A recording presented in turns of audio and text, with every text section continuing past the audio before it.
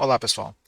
Na lição de hoje, nós vamos vamos deduzir as equações diferenciais, né, que regem a transferência de calor em um meio material, certo?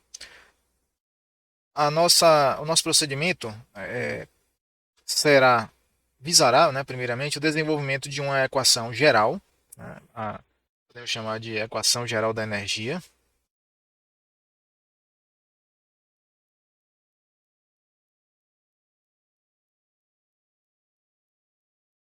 e a partir dessa equação geral da energia, que será uma equação diferencial, uma equação de mudança, né? Poderemos criar versões, gerar versões reduzidas, simplificadas dessa equação da energia, mediante a aplicação de hipóteses simplificadoras. Ok? O nosso procedimento aqui partirá do teorema de transporte de Reynolds,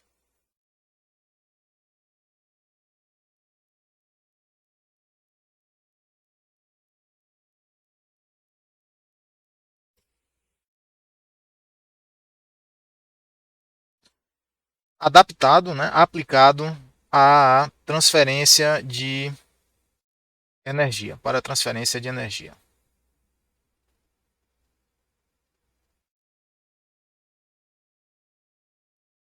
Vejam só, o teorema de transporte de Reynolds é,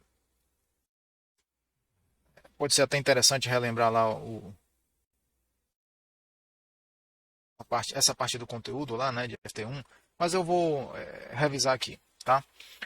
O teorema de transporte é essencialmente o balanço de uma quantidade física que pode ser transportada por um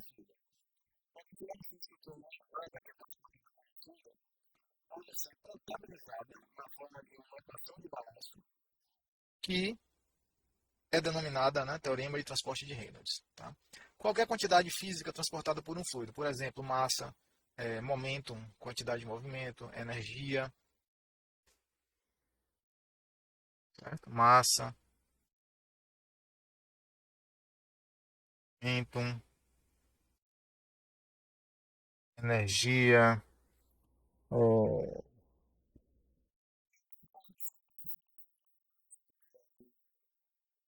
Qualquer quantidade física que possa ser balanceada, quantificada na forma de uma equação de balanço, o que entra menos o que sai, mais o que é gerado, igual ao acumulado, no interior de uma região, né, delimitada do espaço, que nós chamamos de volume de controle, pode ser equacionada pelo teorema de transporte de Reynolds, ok? E a aplicação desse teorema para a energia, tá? Ou seja, balancear energia usando o teorema de transporte de Reynolds, corresponde, né, a, um princípio de conservação, na verdade. E qual é o princípio da conservação da energia que nós estudamos? É a primeira lei da termodinâmica, não é isso?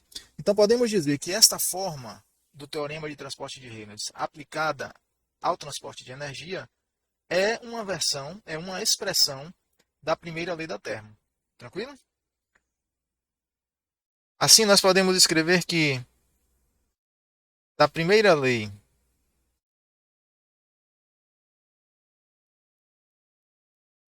da termodinâmica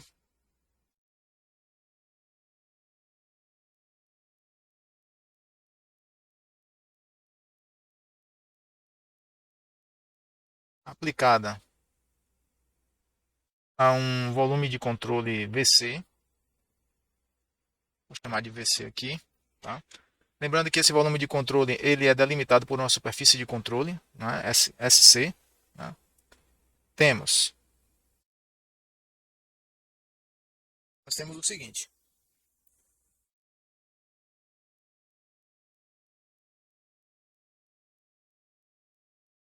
dq dt menos dws dt. Vou explicar cada termo desse. Menos dw mi dt igual a integral na superfície de controle, que é mais P sobre ρ,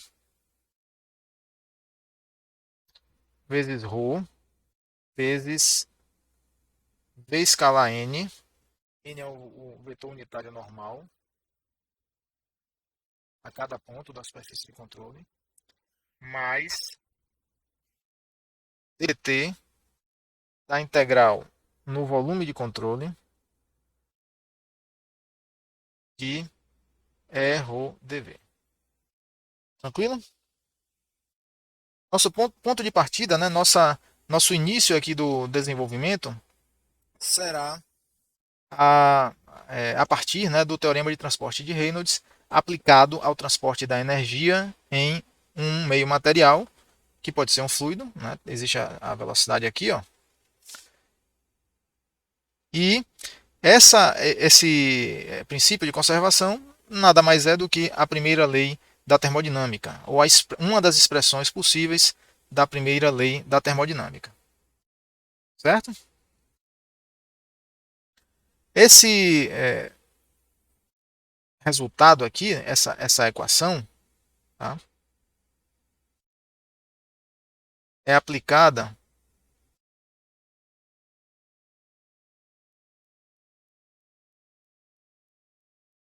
a um volumezinho de controle, que eu vou desenhar aqui.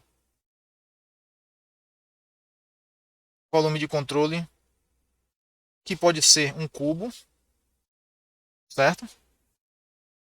É, um cubo, né, delimitado no interior de um fluido. Então, digamos que aqui nós temos um fluido passando aqui, por exemplo. Ó. E aqui nós temos uma região qualquer do espaço. Vamos definir um sistema de coordenadas espaciais para podermos marcar, né, distâncias e velocidades. Tá? E esse cubo é uma região arbitrária do espaço, né, que tem dimensões Δx, Δy, Δz aqui no caso, né, e Δy aqui. Tranquilo? Essas são as dimensões. Então repare que um fluido que está se movendo aqui nesse espaço aqui, ele entra, ele atravessa faces desse cubo, atravessa entrando e atravessa saindo outras faces. Né? Por exemplo, esse fluido aqui, essa linha de corrente aqui, ó, está furando essa face com aresta, com lados, né? Delta Y, delta Z, essa face aqui, e está saindo aqui desse outro lado, atravessando essa outra face aqui com aresta delta Y e com lado delta Y e delta Z. Entendem?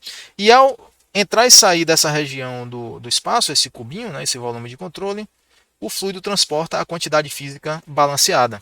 Né? Ele leva para dentro e retira para fora do volume de controle. Tranquilo? Portanto, essa equação 1, ela exprime de forma matemática, né, o transporte, né, o balanço dessa quantidade física nesse volume de controle. Tá? O teorema de transporte de Reynolds é uma equação essencialmente integral. Claro que existe a derivada temporal aqui. Vocês podem ver que há uma derivada temporal, o que per si já a torna uma equação diferencial. Mas nas coordenadas espaciais, ela é toda integral. Vocês podem ver que nós temos aqui uma integral de superfície e aqui uma integral de volume. Tranquilo? Pois bem, vamos identificar cada um desses termos. Esse aqui é termo 2, 3. Esse aqui será o termo 4.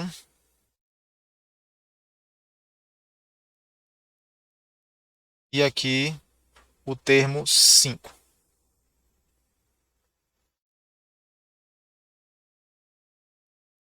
Tranquilo? Vamos entender e trabalhar cada um desses termos com o propósito de obter uma equação diferencial. E ao final nós vamos conseguir. Tá? Esta é uma das maneiras, pessoal, de desenvolver, de criar, né, equações diferenciais. Então, avaliando os termos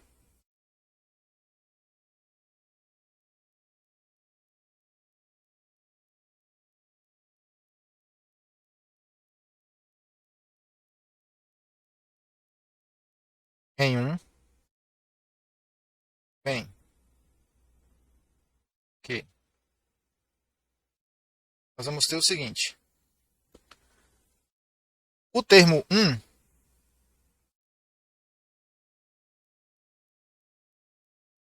termo 1. Quem é o termo 1? É a taxa líquida,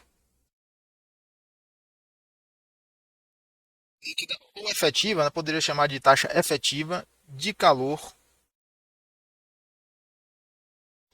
adicionado ao volume de controle.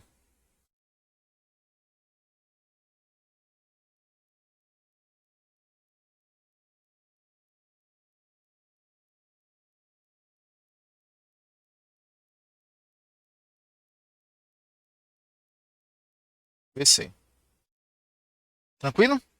Então, essa taxa de calor adicionado, QDT, repare que estamos usando. Isso aqui é uma derivada, tá, pessoal? É uma taxa de variação em relação ao tempo, é uma derivada temporal. Porém, eu estou usando aqui essa notação, é, estou seguindo, né, a notação do Welch. Estou seguindo aqui a notação do Welch, tá? Do livro lá, Welch, na qual esse delta aqui desse primeiro diferencial, ele é usado para indicar um diferencial inexato, tranquilo? Há outras formas, outros livros, textos, utilizam notações diferentes. Há livros que usam simplesmente a derivada parcial, dq, dt.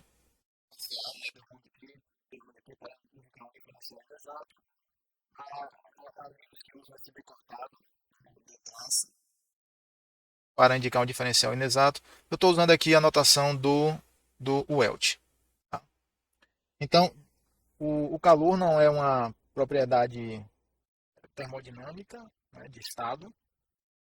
E esse diferencial aqui é um diferencial inexato. Tá? Significa que a integral em um processo, né, cíclico, a integral é, fechada, né, a integral de linha, não será do calor, né, não será nulo. Tá? A integral não será nula.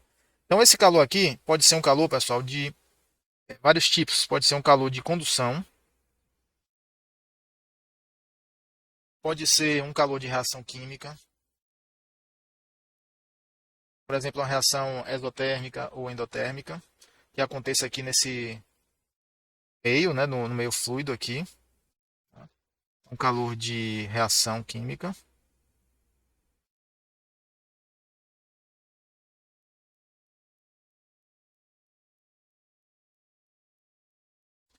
Pode ser um calor surgido, né, de outros processos físicos, por exemplo, dissipação de energia elétrica por efeito Joule,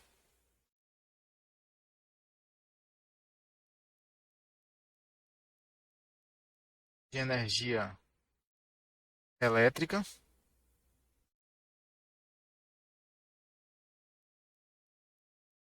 por efeito Joule ou processos nucleares, fissão, fusão, tá?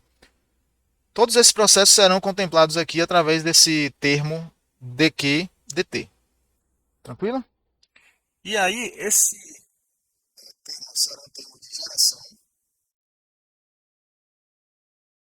E nós vamos representar simplesmente por uma taxa volumétrica de geração. Que ponto? Ok? Que ponto? Então nós temos é, essa taxa de geração volumétrica e ela será inserida na equação, na, na equação diferencial, né, para representar todos esses processos aqui que nós delineamos agora. Para ficar mais claro aqui, esse parêntese ele vem só até aqui, tá?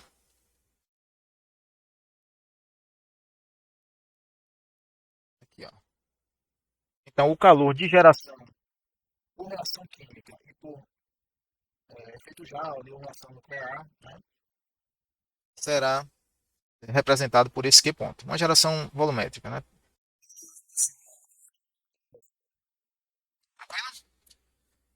O calor de condução, vamos usar a lei de Fourier. Vocês já conhecem. Tá?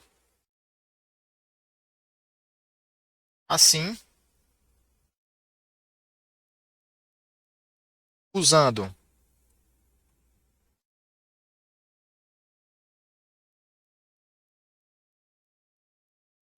usando a lei de Fourier para a condução, é a lei que governa a condução, temos. Então, usando a lei de Fourier, podemos escrever que dq dt é igual a. Vamos voltar aqui para o nosso esqueminha, né, para entender que é como é que ocorre a transferência de energia. Veja só. O fluxo, qual é a lei de Fourier? Né? Vamos lembrar que a lei de Fourier ela diz que o fluxo de transferência de calor por condução é igual a menos K gradiente da temperatura, correto? Certo? Portanto, se eu escrever na forma unidimensional, eu posso escrever que Qx sobre A é igual a menos K dt dx. Certo, pessoal? Ou eu posso mandar para cá essa área de troca térmica, tá? Lembrando que essa área, na forma diferencial, ela será um dA, né? Será um dA. E aí,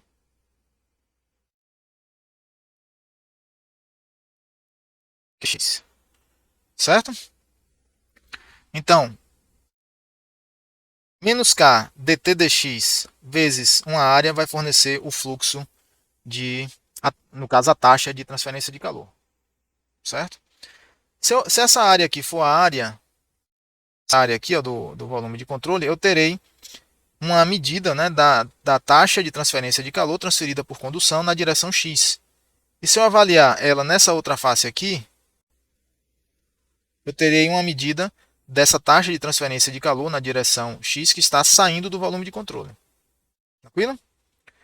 E essa é a ideia. Eu vou avaliar a taxa, né, as taxas de transferência de entrada e saída na direção de cada eixo coordenado, o X, o Y e o Z.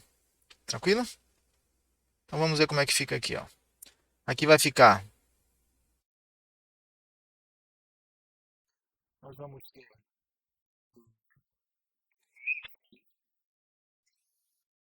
dt dx calculado na face x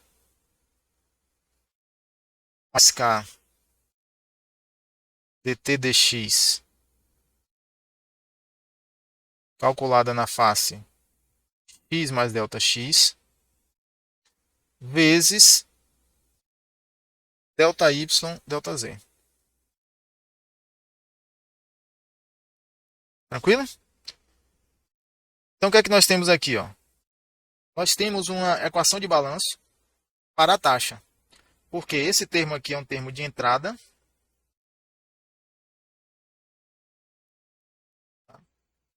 Aqui é entrada menos saída. Tá? Taxa de calor entrando menos taxa de calor saindo. Vezes a área da face do cubo, que é delta y delta z. Veja só. Na direção, eu tenho aqui esse QX, né, de condução. QX avaliado aqui em x, que é essa facezinha aqui, ó. E essa outra face aqui é x mais delta x. Certo? Então aqui é QX em x e aqui é QX em x mais delta x. Essa ideia, pessoal, vai ser usada ao longo de todo o desenvolvimento, tá? Esse princípio de balanço na direção de cada eixo, certo? Então, o que entra menos o que sai de energia, taxa de energia, tá? Essa áreazinha aqui, ó, é justamente ΔY vezes ΔZ. Aqui, ΔY vezes ΔZ. Estão vendo? Então, menos K dt dx avaliado em x vezes ΔY ΔZ é a taxa de calor entrando por condução na face x. Menos, aí o com menos da lei de Fourier fica mais, tá? Isso que aparece assim mais aqui, porque aqui é menos K dt dx avaliado em x mais ΔX vezes a área, que é ΔY ΔZ, a área da face lá do cubinho, vai dar a taxa de energia, né, a taxa de calor que está deixando o volume de controle por condução. Então, o que entra menos o que sai é igual ao acumulado, certo? Aqui só na direção x. Vamos fazer o mesmo para a direção y e para a direção z. Vocês vão ver que fica quase automático, né? O processo de cálculo aqui, de desenvolvimento, fica quase até repetitivo. Na direção y ficará menos k. Agora é lei de Fourier na direção y, dt dy, aplicado na face y, mais, porque é o que entra menos o que sai. Então fica menos lei da Fourier, menos lei de Fourier, menos k dt dy,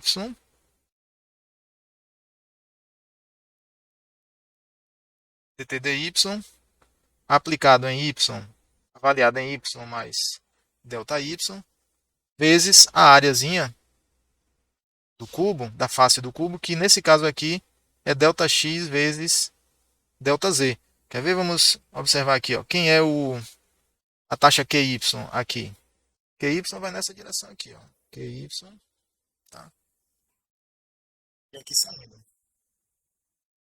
Taxa condutiva, aqui Y mais ΔY e aqui QY avaliado na face Y, tranquilo?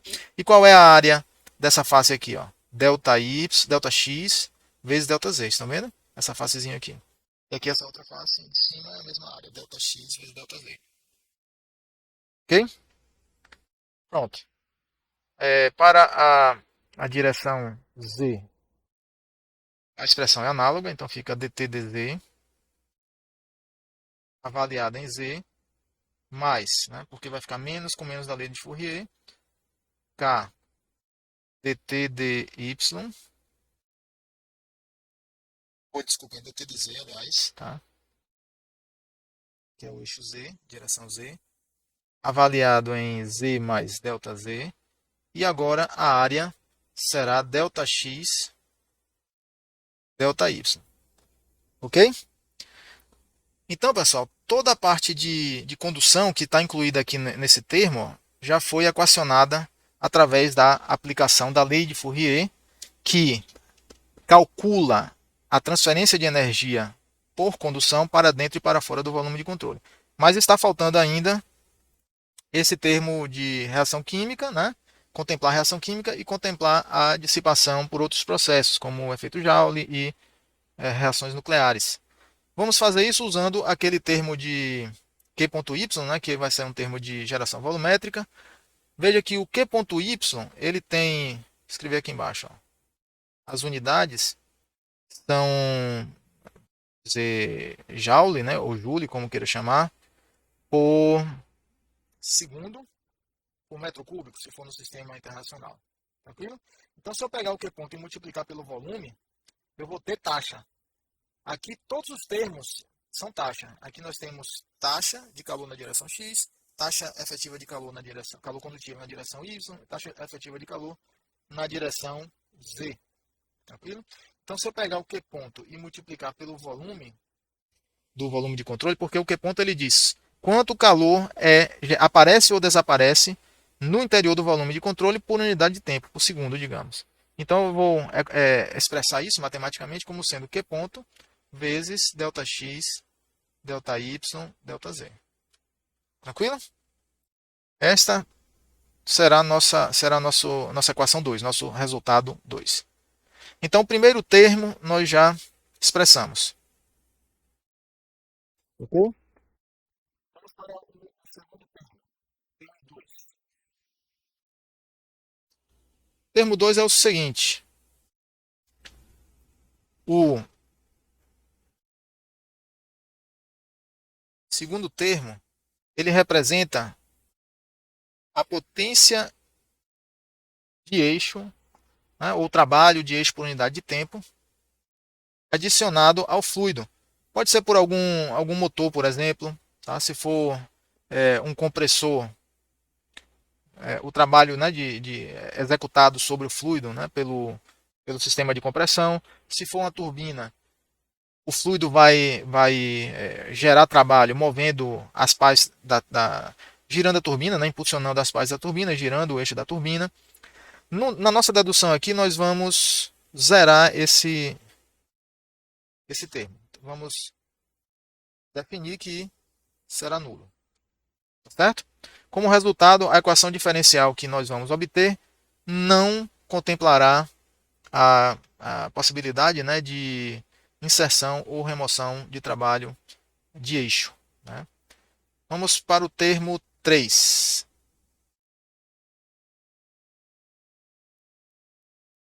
O termo 3 é o termo de trabalho viscoso. Taxa de trabalho viscoso.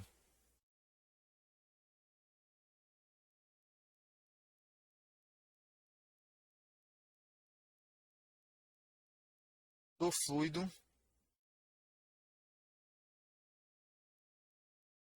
viscoso. Então veja só, que termo, que trabalho viscoso é esse? Em um fluido em movimento, vamos dizer que as partículas de fluido vão deslizar, né, vão escorregar umas sobre as outras. E esse escorregamento, colocando entre aspas aí, ocorre mediante um certo atrito, né, é o atrito viscoso. Esse fenômeno a gente pode visualizar facilmente. Se a gente pegar, por exemplo, uma xícara de café e agitar, e pegar uma colher e mexer com a colher, ao parar de mexer, né, a colher, retirar a colher, né, do café, o café que estava em movimento ele vai reduzindo aquela intensidade do movimento. Você observa que ele vai ficando cada vez menos agitado e eventualmente ele vai parar. No momento que eu inseri a colher, pessoal, e comecei a mexer o café, eu realizei um trabalho ali. E esse trabalho ele é equivalente à energia. O experimento de Joule provou isso. Tá? Então, eu inseri energia de movimento ali no fluido, energia cinética, através da agitação da colher que eu provoquei, né? que eu movimentei. E essa energia cinética do fluido ela vai embora, ela vai ser dissipada. Vai ser dissipada, né, na forma de calor. Ela vai acabar sendo convertida em energia térmica interna pelo atrito viscoso. Então, esse atrito viscoso é um atrito que é produzido internamente, né, no seio do fluido pela viscosidade. E nós vamos representar assim, por essa letra grega aqui, gama, vezes ΔX, ΔY, ΔZ. Tá?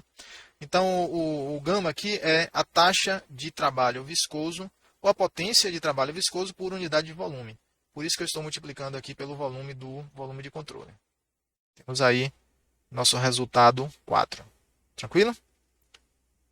Passando para o termo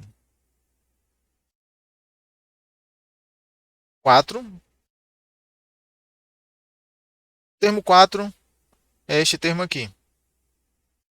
É a integral na superfície de controle de todo esse integrando aqui. O que é esse integrando? Vejam só. Esse integrando aqui é o seguinte. O Ezinho é a energia total. Tá? A energia total é a soma de todas as energias que são transportadas ou são transportáveis com a massa de fluido, né? Com uma certa massa de fluido. Vamos incluir aqui, pessoal, apenas as energias mais convencionais, vamos dizer assim, mais comuns, que serão a energia cinética, a interna e a potencial. Tá? E o P sobre ρ é o trabalho de fluxo. Ok? P sobre ρ é o trabalho de fluxo, é o trabalho PV, tá? Só que normalizado transformado, né, em uma quantidade intensiva por massa. Ok? A gente pode perceber fazendo a seguinte operação. Imagine, PV, tá? P delta V, todo mundo sabe que é trabalho, né? Então, PV, se eu dividir por massa, ó, e descer aqui com o volume, nós temos P dividido por massa por volume. E massa por volume é o que? Densidade, na verdade, massa específica, ó, P sobre ρ. Então veja que P sobre ρ é equivalente a PV sobre normalizado, né, intensivado, transformado em uma quantidade intensiva por massa. Então, P sobre ρ. E esse P sobre ρ é o trabalho de fluxo do escoamento. Ele pode ser interpretado também como, fisicamente, né, como uma espécie de energia potencial de pressão, uma energia potencial ligada à pressão. Tá? P sobre ρ tem unidade de energia por volume, né, certo? Então veja, é, a soma aqui desse E, que é a energia total, cinética, interna e potencial, com P sobre ρ, corresponde a uma totalização da energia que escoa, né, que está sendo transportada com o movimento do fluido. Olha aqui a velocidade do fluido, ρ aqui é a massa específica do fluido. Né? E a velocidade ela está sendo calculada aqui, ou multiplicada, né, escalarmente pela normal ao volume à superfície de controle em cada ponto. Esse vetor normal é um vetor normal convencionado como sendo externo, ou seja, ele aponta sempre para fora. Tá? Então, cada superfície dessa aqui ó, tem um vetor normal unitário. Tranquilo?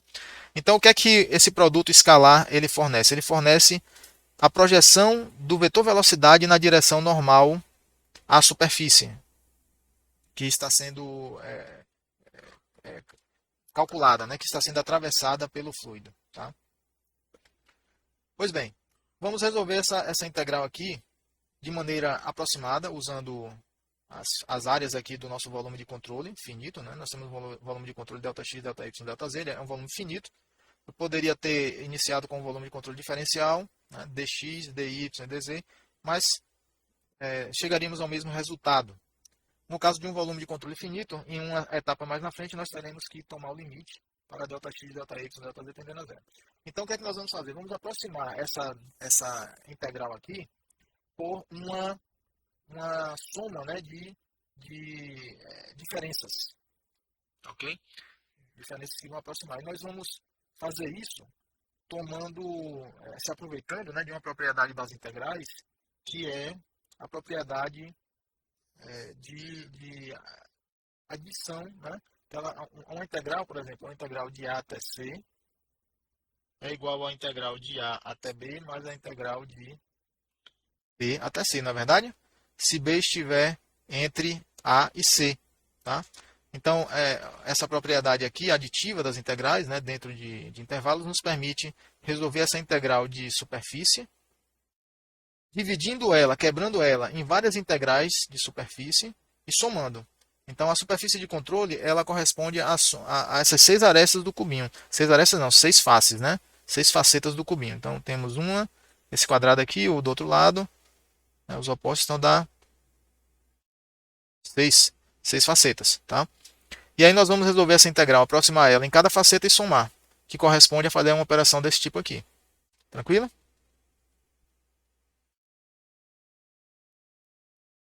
Vamos fazer isso, quebrar aquela integral ali em várias integrais menores.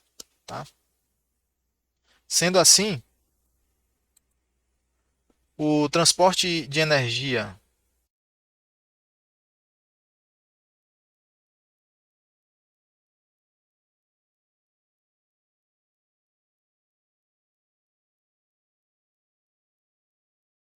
através do volume de controle, ou melhor, através da superfície de controle, será escrito como? Então, nós temos a nossa integral original, é a integral dupla na superfície de controle de E mais P sobre ρ vezes ρ P escalar N vezes dA. Tranquilo? Então vamos abrir essa integral aqui para a direção x. Na direção x, ela ficará menos ρ vx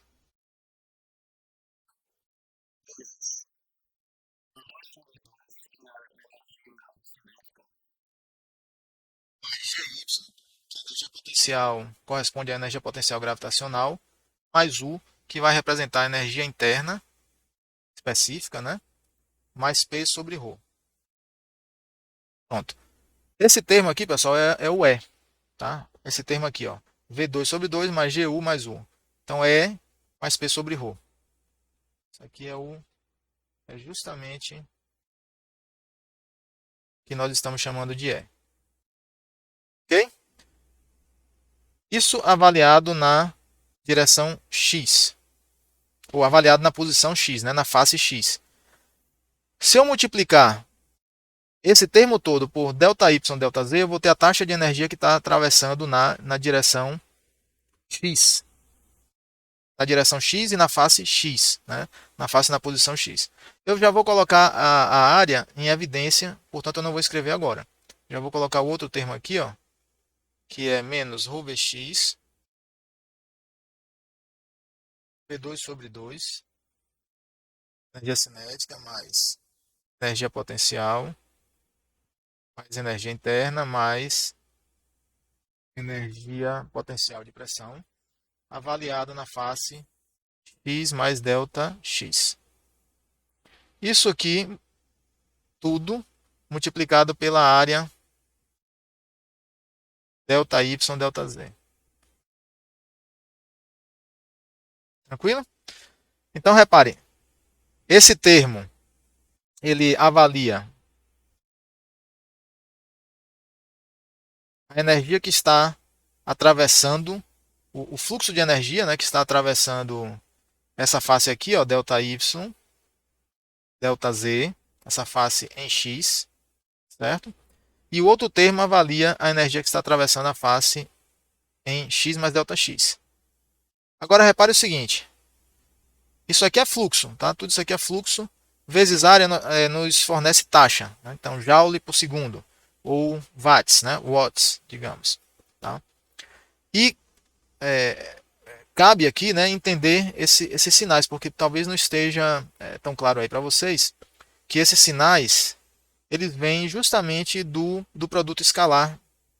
Esses sinais aqui, ó, do produto escalar V escalar N, certo? Por quê? V escalar N na direção, ou melhor, na face X, na face X, ó, o vetor normal está para cá, ó, ok? E o vetor velocidade, tá? Ou pelo menos a componente, né, X do vetor velocidade está para a direita, tá certo? E aí o que é que acontece? Aqui é o Vx, tá? O que é que acontece? Se nós temos dois vetores, digamos, V escalar o vetor normal. O vetor normal na face x, o vetor velocidade, né, primeiramente, pode ser escrito assim, cartesiano, né, Vx, Vy, Vz, certo? E o vetor normal, nessa face x aqui,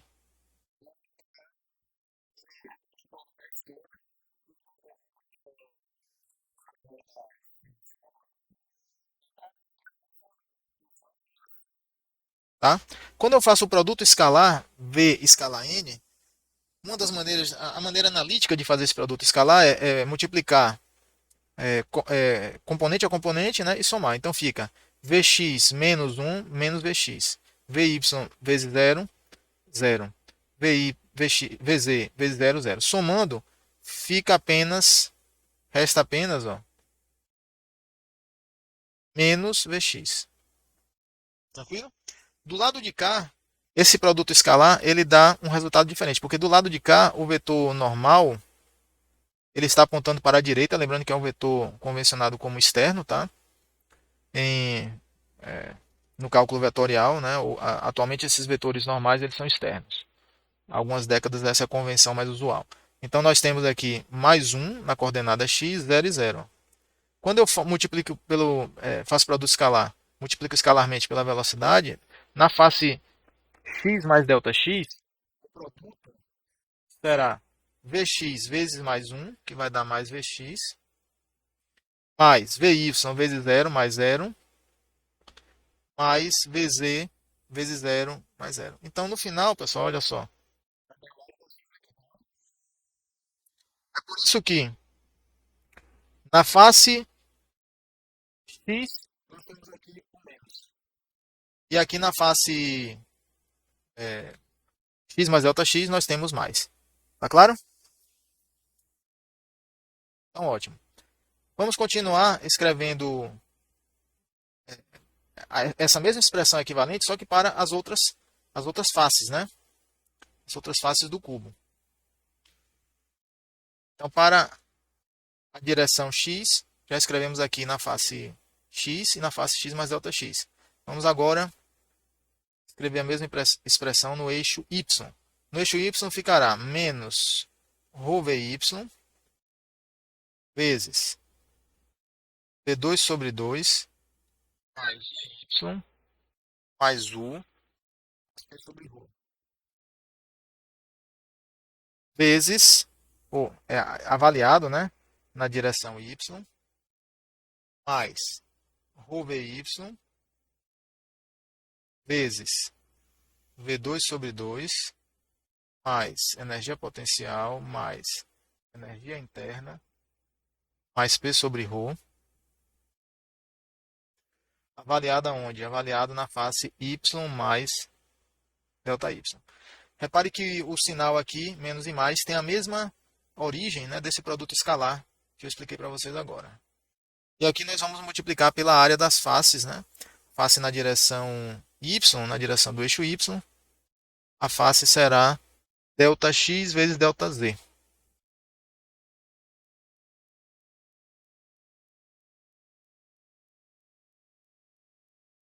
Mais, agora a direção Z. Mesma coisa, expressão totalmente análoga. ρVz vezes energia cinética mais energia interna mais energia potencial, desculpem, gravitacional, mais energia interna mais P sobre ρ, calculado na face Z, mais ρVz vezes energia cinética, energia potencial gravitacional mais energia interna mais P sobre ρ, avaliado em Z mais ΔZ e multiplicado pela área será ΔX vezes ΔY.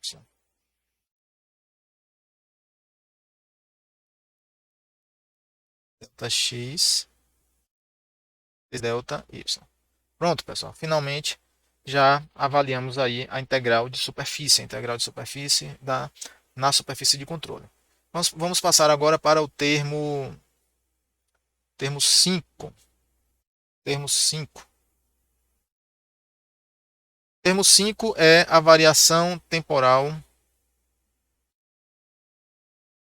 significado físico.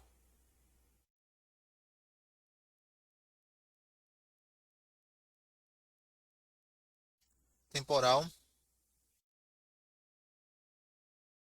da energia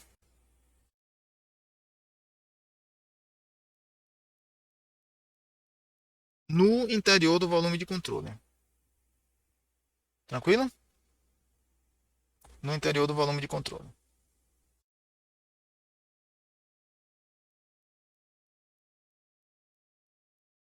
Só numerar aqui essa equação que acabamos de desenvolver. Esse resultado aqui será o nosso resultado 5, tá? Seguir adiante. Que termo será esse? Esse termo 5, né? É derivada temporal da integral do controle integral de volume de E ρ dV. Ok? Integrais de volume são muito mais fáceis de se avaliar que integrais de superfície. E aí, essa integral pode ser aproximada como sendo a energia cinética mais energia potencial gravitacional mais U, né? Então aqui nós temos a energia específica, né, por massa, vezes a massa específica. Esse produto aqui vai transformar em uma quantidade física que é a energia total por volume. a taxa, né, a energia total contida no volume de controle, né, por unidade de volume, vezes o volume de controle, que é delta x, delta y, delta z. Pronto. Aí nós já temos uma aproximação para essa integral. Tranquilo? Ok. Agora, pessoal, é só juntar tudo, né? Juntar todos os termos aí. Juntando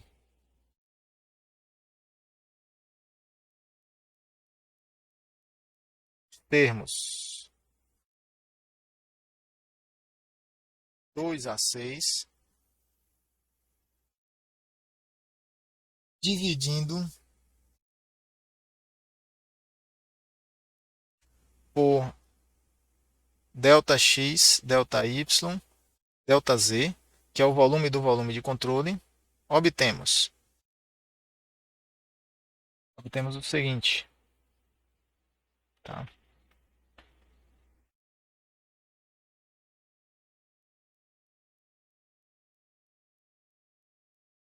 K dt de x avaliado em x mais delta x, já fazendo um rearranjo algébrico para colocar o resultado numa forma conveniente, tá, pessoal? Menos K dt dx avaliado em x, isso aqui dividido por delta x, mais K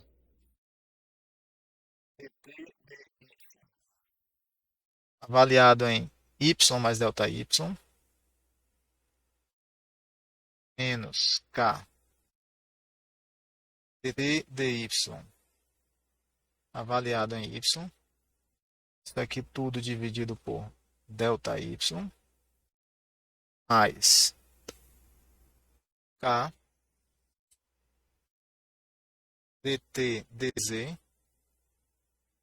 avaliado em z mais delta z, menos K dt dz avaliado em z, dividido por delta z, que não é aqui embaixo, tá? Mais Q ponto, mais gama,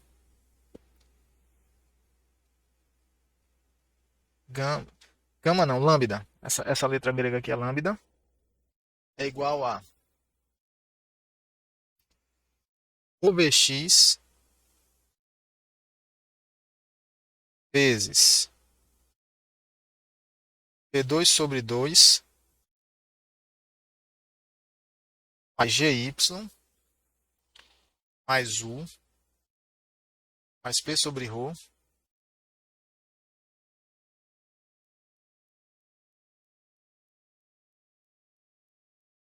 Isso calculado em x mais delta x, x mais delta x, menos ρ vx vezes ρ vx vezes V2 sobre 2 mais GY mais U mais P sobre ρ,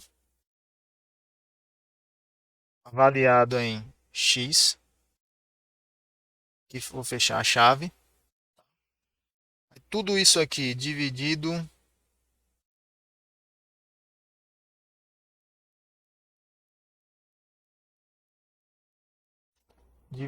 por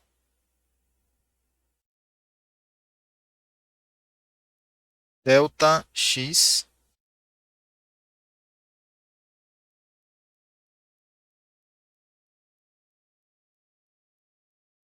delta x. Tranquilo? Continuando aqui embaixo agora. Mais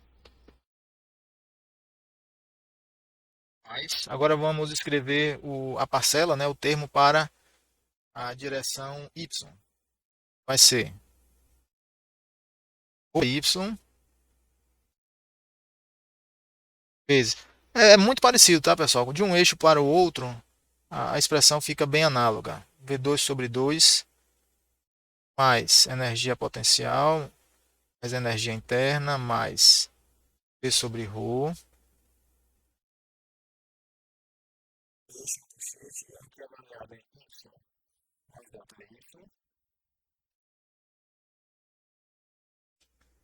Menos ρ VY vezes energia cinética,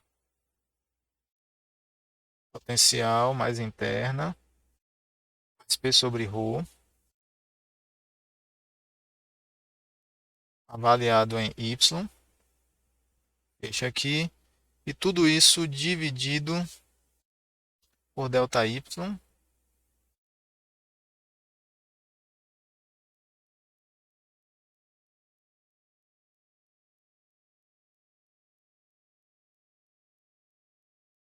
agora o termo, né, correspondente à direção Z, também será muito semelhante, bastante análogo, será ρVZ vezes a energia cinética, mais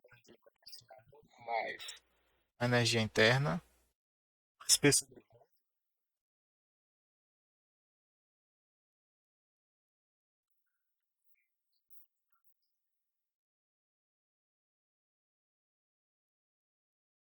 ρVZ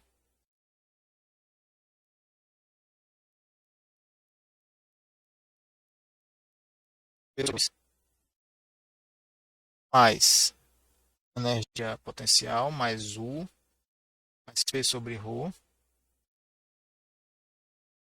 calculado em Z. Ok? Pronto, fecha aqui, ó. Isso aqui dividido por ΔZ. Por último, o termo de acúmulo, o termo transiente, que é DDT de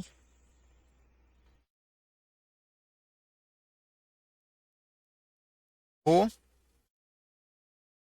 P2 sobre 2 mais GY mais U. Nós temos o nosso resultado 7. Ok? Agora vejam, pessoal. Vejam só aqui, ó, pessoal.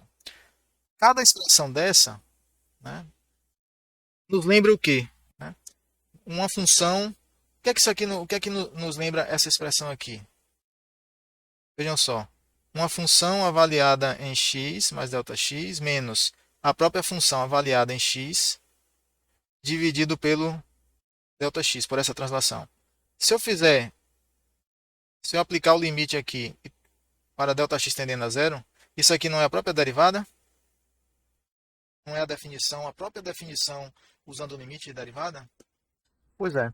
Então eu vou aplicar aqui, ó, nessa equação toda que vocês estão vendo aqui, eu vou aplicar o seguinte limite.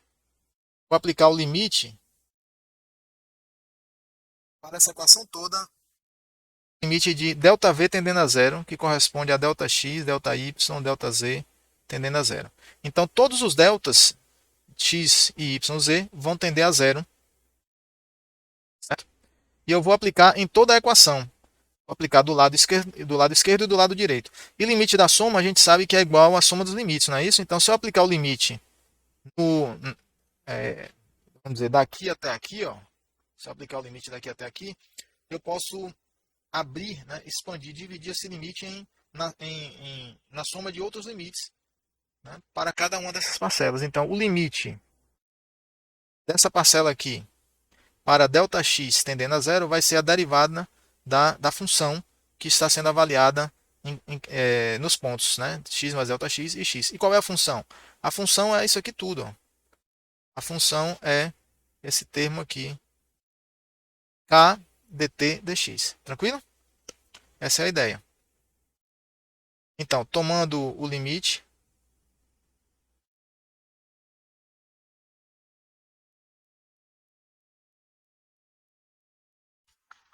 para delta x, delta y, delta z, todos tendendo a zero, temos. Aí nós temos que, nesse ponto, nós já estamos obtendo a equação diferencial. Lá em cima nós tínhamos uma equação de diferenças, agora já chegamos na equação diferencial, olha só. dt x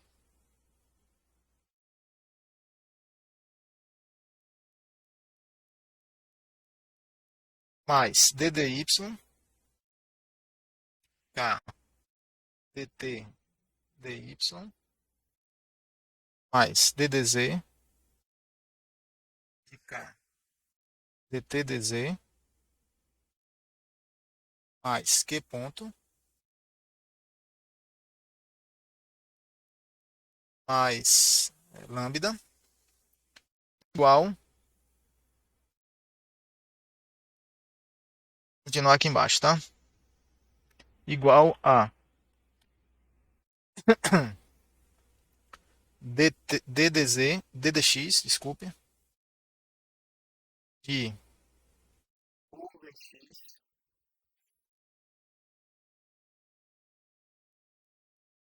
2 sobre 2 mais gy mais u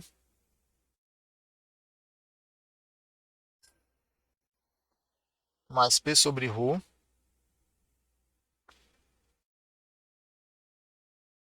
mais ddy de ρvy vezes v2 sobre 2 mais gy mais u mais p sobre ρ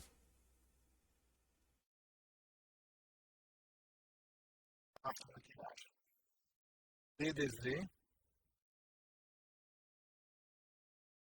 de ρvz vezes energia cinética mais energia potencial mais energia interna P sobre ρ mais ddt de ρ v2 sobre 2 mais gy mais u. E esse é o nosso resultado 8. Tranquilo? Nesse ponto, pessoal, já podemos dizer aí que a equação 8 é uma equação diferencial da energia, é uma equação bem geral, né, da energia. Tá? Uma equação da conservação da energia, se assim quiser chamar. Mas ela pode ser organizada, né, em uma forma mais conveniente, distribuindo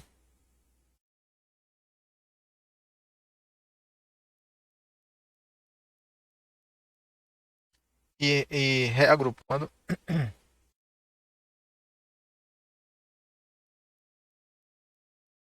termos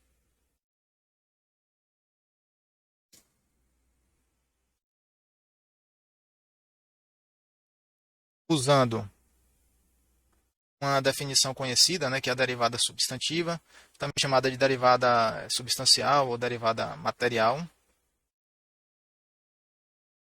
Definição de derivada substantiva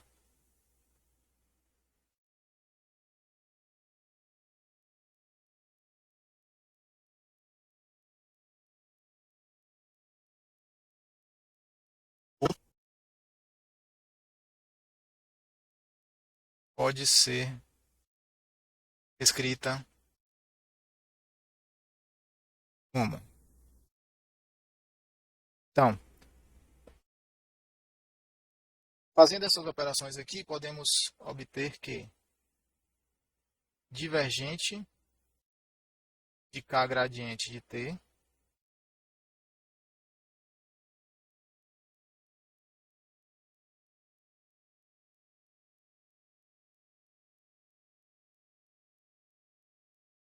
mais Q ponto maiúsculo é igual a divergente de PV mais V2 sobre 2 mais energia potencial mais energia interna vezes divergente de ρV mais dρ dt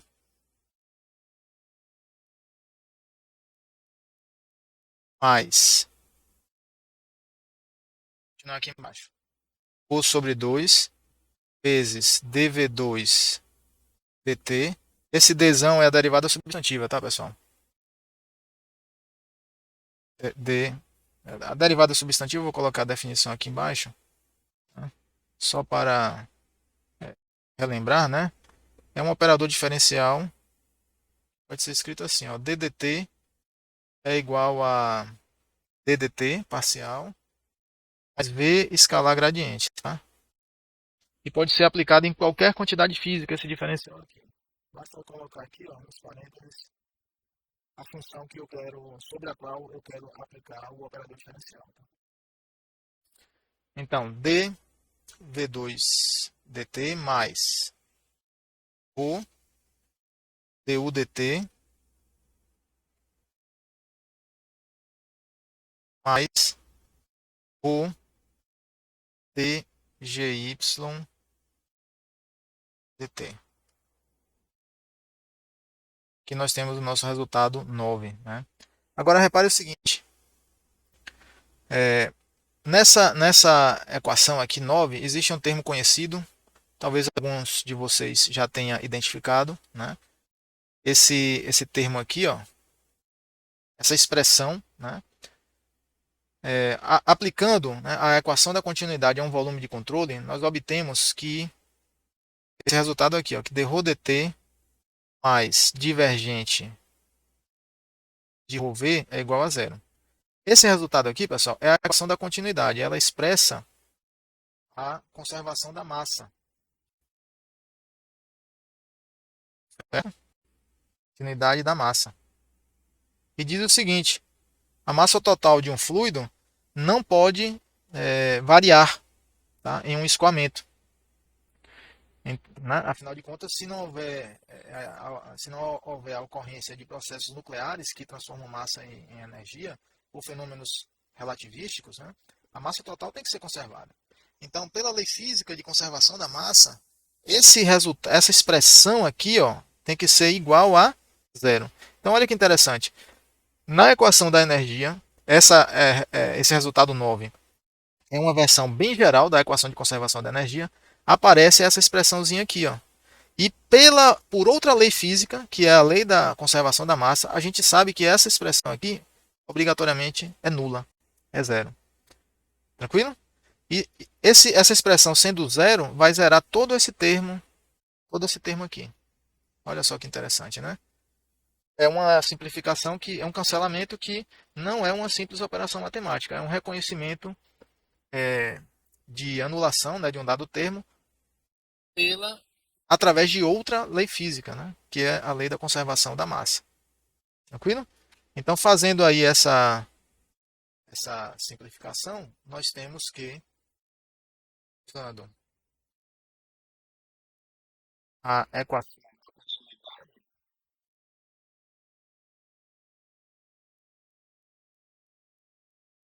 continuidade,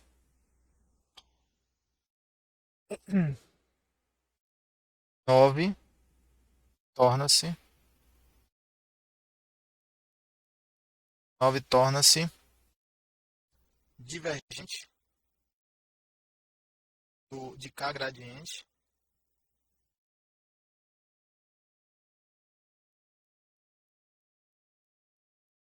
mais Q ponto mais lambda igual a divergente de PV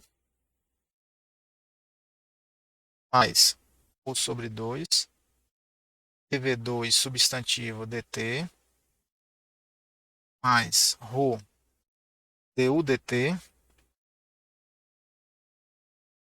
mais ρ dgy dt. Sendo este nosso resultado 10. Ok? E aí, pessoal, esta equação 10, sim, é uma versão bem geral, né, da equação da energia. É uma forma geral. A equação 10 pode ser aplicada para qualquer tipo de fluido que vocês imaginarem aí. Tá? Fluido newtoniano, fluido não newtoniano é uma equação bem geral. Mas pode ser simplificada, aqui já é uma versão simplificada, tá? Pode ser reduzida para fluido newtoniano e escoamento incompressível,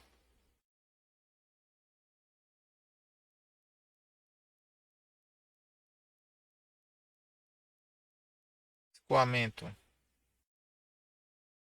incompressível.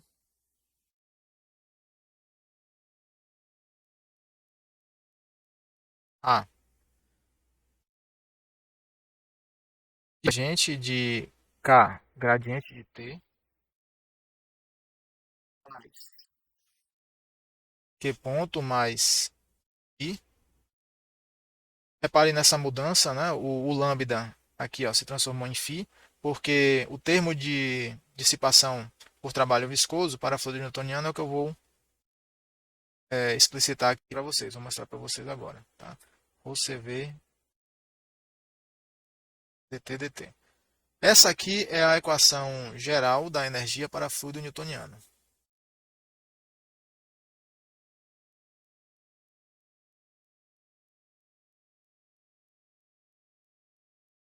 Tranquilo?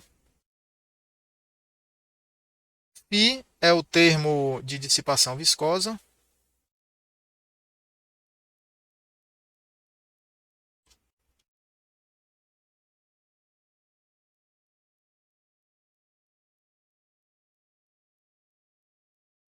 Ou dissipação por trabalho viscoso, né? Obtido a partir das relações de Stokes para fluidos newtonianos. Vou colocar aqui, ó. 2000, olha o tamanho desse termo do φ, tá? dvx x mais dvy dy ao quadrado mais dvz dz ao quadrado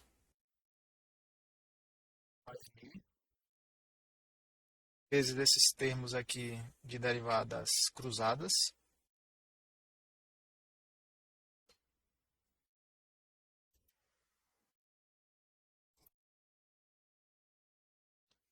Temos aqui de derivadas cruzadas, que são dx dy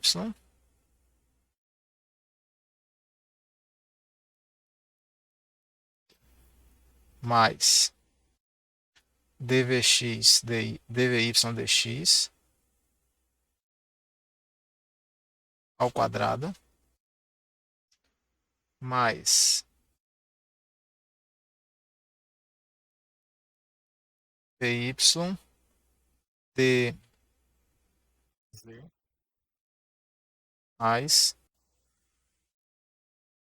dvz dy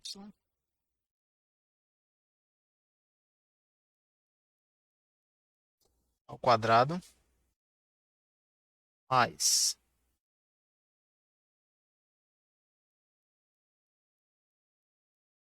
dvz dx mais dvx dz quadrado. Resultado 12. Tranquilo? Então é este termo, pessoal, responsável pela dissipação da energia mecânica pela viscosidade em um fluido newtoniano. Certo? Essa equação, essa é a 12, né? Então essa equação aqui é a 11. Ó. Essa equação 11 já é uma forma bem geral da equação da energia, vale para todos os fluidos newtonianos. E pode parecer simples, pessoal, é pequena, né, essa equação, escrita nessa forma de notação vetorial, né, a notação também chamada de notação de Gibbs, usando esses operadores aqui, gradiente, divergente e tal, e a própria derivada substantiva, mas essa equação geral ela já é uma equação bem complicada de se resolver. A solução analítica é impossível. Tá? Não há como resolver analiticamente uma equação diferencial.